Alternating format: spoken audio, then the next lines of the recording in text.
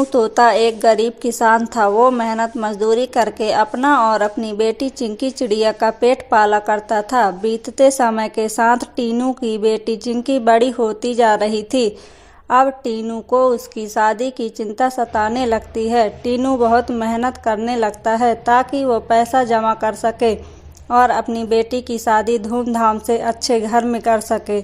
एक दिन टीनू गुल्लक में पैसे जमा कर रहा होता है और हिसाब लगा रहा होता है। तभी उसकी बेटी चिंकी आती है और कहती है, पापा बहुत रात हो गई, अब आप खाना खा लो ना, और जो हिसाब किताब करना है वो आप कल कर लेना। नहीं बेटा, खाना तो बाद में भी खा लूँगा, पहले हिसाब किताब कर लूँ। मुझे अपनी बेटी की शादी के लिए पैसे जोड़ना है, क्योंकि मुझे उसकी शादी करनी बड़े धूमधाम से। पापा मेरी शादी अभी तो हो नहीं रही है, जब शादी होगी तब देखा जाएगा। अभी आप खाना खाओ और सो जाओ। दिन रात आप बहुत मेहनत करते हो पापा, असली मेहनत तो तब सफल होगी बेटा जब तेरी डोली उठेगी। ऐसे ही हंसी खुशी समय बीतता जाता है और टीनू अपने सभी रिश्तेदारों में चिंकी की शादी के लिए बोल देता है। धीरे धीरे चिंकी के लिए अच्छे घरों से रिश्ते आने शुरू हो जाते हैं। कुछ दिनों बाद चिंकी का रिश्ता एक बड़े बिजनेसमैन करण कौवे के साथ तय हो जाता है। करण को चिंकी बहुत पसंद आती है क्योंकि चिंकी दिखने में बहुत ही सुंदर होती है। अब ऐसे ही टीनू अपनी बेटी के साथ शादी की तैयारियों में जुट जाता है। एक दिन करण चिंकी को फोन करके कहता है, हेलो चिंकी, तुम कैसी हो? कुछ पूछना चाहता था तुमसे।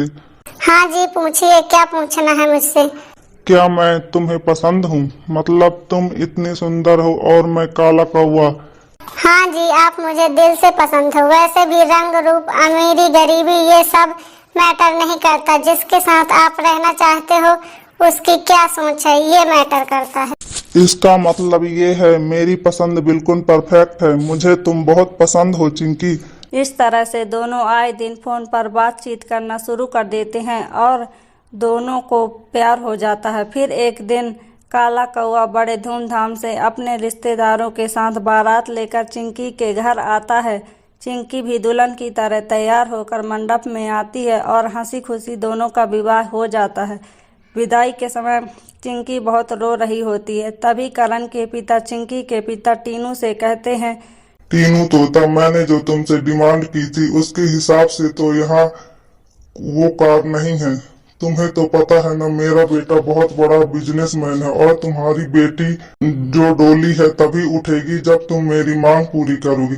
समझे जी, मुझे माफ करिएगा, मैं कार का इंतजाम नहीं कर पाया, बाद में इंतजाम करके दे दूंगा। तब करण गुस्से से कहता है, पापा आपको तो पता है ना मैं दहेज के खिलाफ हूँ। और सबसे बड़ी बात, पिता अपनी सबसे बड़ी दौलत देता है बेटी।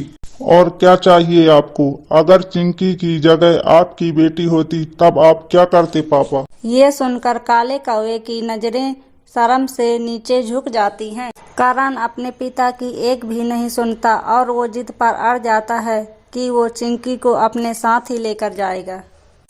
अपने बेटे की जिद के आगे उस कौवे को झुकना ही पड़ता है। आखिरकार चिंकी की डोली हंसी खुशी वहां से उठ ही जाती है।